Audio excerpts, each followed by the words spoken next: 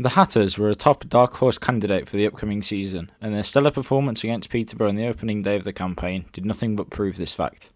These are not a team to take lightly, and we must proceed with the same fire that fueled the players for the draw on the south coast. Fred Onyedinma was the star man on his recent debut for Luton against Peterborough.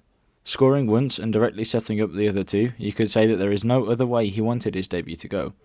While he has never had a consistent season in front of goal, there is definitely a good player in him, and Luton Town could be the perfect place for him to flourish.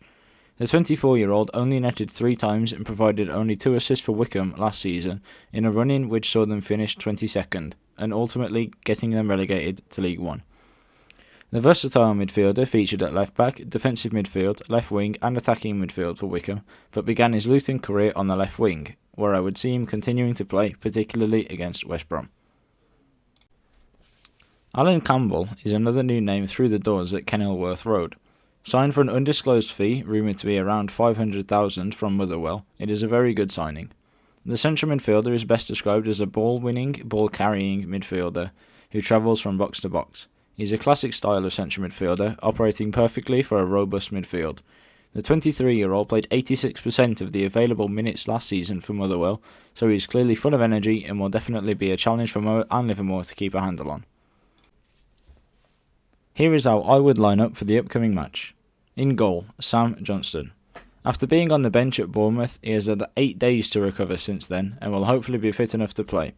It all depends on his future, however, with Arsenal becoming reinterested in his services after Ramsdale proving to be too expensive. Back 3.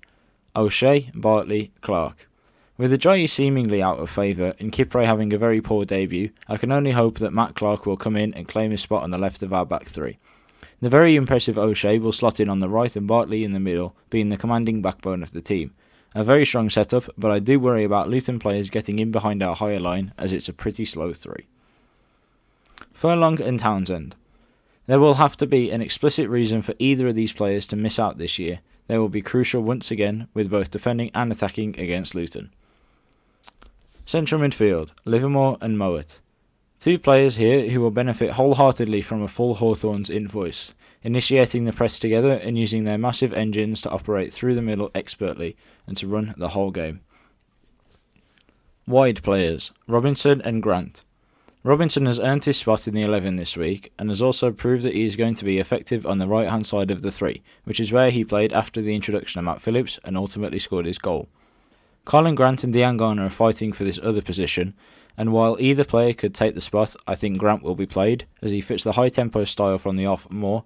Grady off the bench is also a very scary thought. Striker, Matt Phillips. Matt Phillips changed the game against Bournemouth. That is all I have to say, I think. It was completely obvious that he offered much more than Robinson in this role. Hold-up play, runs in behind and everything. He is what we need in this high-press system. How do you think we will do? Remember to leave your score predictions down below. Enjoy the match tomorrow, everyone. Make sure to bring your best singing voice. We've waited long enough for this one. Come on, you buggies!